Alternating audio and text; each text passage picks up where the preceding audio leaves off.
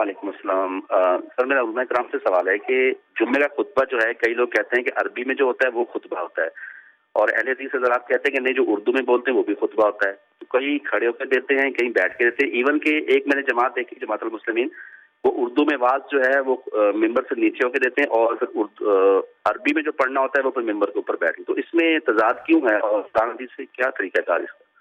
ٹھیک ہے قاری صاحب، سوال سمجھ گئے میرے خیال سے. اصل میں احناف خیر یہ فرق کرتے ہیں، یعنی خطبہ وہ اس کو بولتے ہیں جو وہ عربی میں الفاظ پڑھے جاتے ہیں، الحمدللہ نحمدہ و نستعینہ، اس کو.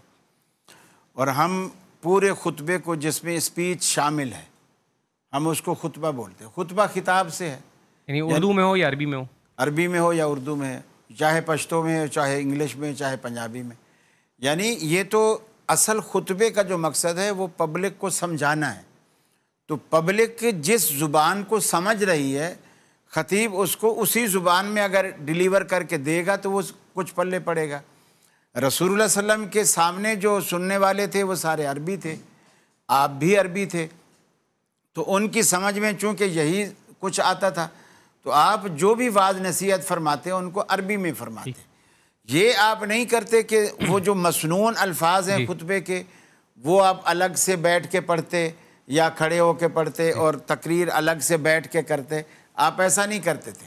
یہ جو دو خطبے جو اللہ کے رسول دیتے تھے، پہلے خطبے میں بھی مسنون الفاظ ہوتے، پھر اسپیچ ہوتی جس میں جہاد کی آیات بھی پڑھتے، کہیں قافلہ بھیجنا ہوتا وہ بھی کرتے، اللہ سے ڈراتے، جہنم سے ڈراتے، جنت کی نعمتوں کا ذکر ہوتا. صحابہ بیان کرتے ہیں کہ کبھی کبھی آپ کا ایسا جوش اور ولولہ ہوتا، احمرت عینا، آپ کی آنکھیں سرخ ہو جاتی، اور ہونٹوں کے دونوں سائیڈوں پر بولنے اور جوش کی وجہ سے تھوڑا سا لعاب جمع ہو جاتا تھا. اور پھر آپ خطبہ دیتے اور ایسے لگتا جیسے ہمیں کسی آنے والے لشکر سے ہمیں ڈرا رہے ہیں. تو اس طرح آپ واعظ فرماتے. تو وہ ہم اس میں فرق نہیں کرتے. البتہ احناف فرق کرتے ہیں، عربی خطبے کو الگ کہتے ہیں اور تقریر کو الگ کہتے ہیں.